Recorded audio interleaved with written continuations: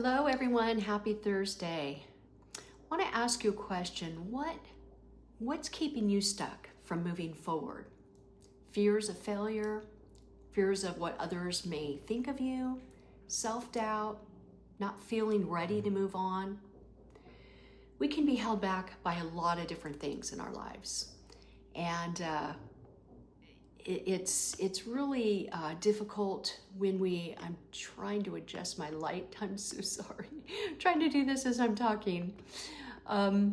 Anyway, I have found working with people over the years that one of the number one things that keeps them held back from becoming all that God has created them to be is actually comes from their own belief system about themselves.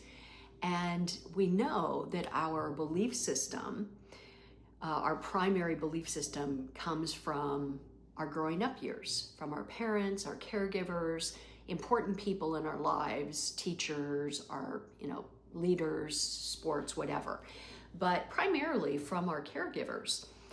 And if a child is growing up with a negative message, it could be direct words, things said directly, or things done indirectly, such as a parent who never goes to the child's games or to their events, or doesn't take the time to really meet their needs and care for them. That's a message that says, you're not worth my time. You're not worth my thoughts, my energy.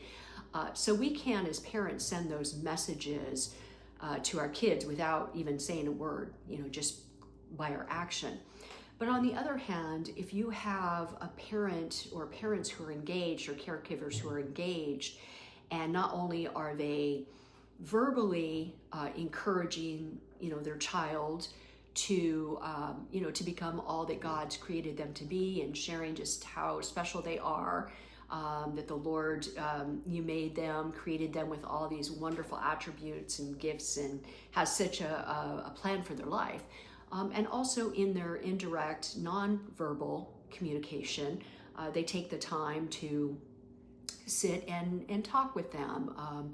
They take the time to care for them and do the basic caring for children, but also maybe seeing if their child has had a bad day and taking the time to sit and chat, taking time to go and have an ice cream together, or those nonverbal cues tell our child that you're worth my time, you're worth my effort.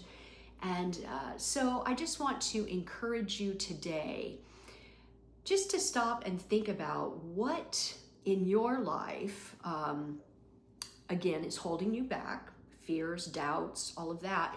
And is it directly related to your own childhood, the messages you receive, the verbal and nonverbal messages that you receive from your caregivers? Just a thought for today to stop and think about, and take a look at that and consider that. Well, you all have a wonderful rest of your day. And God bless you. I love you all, and I will see you soon.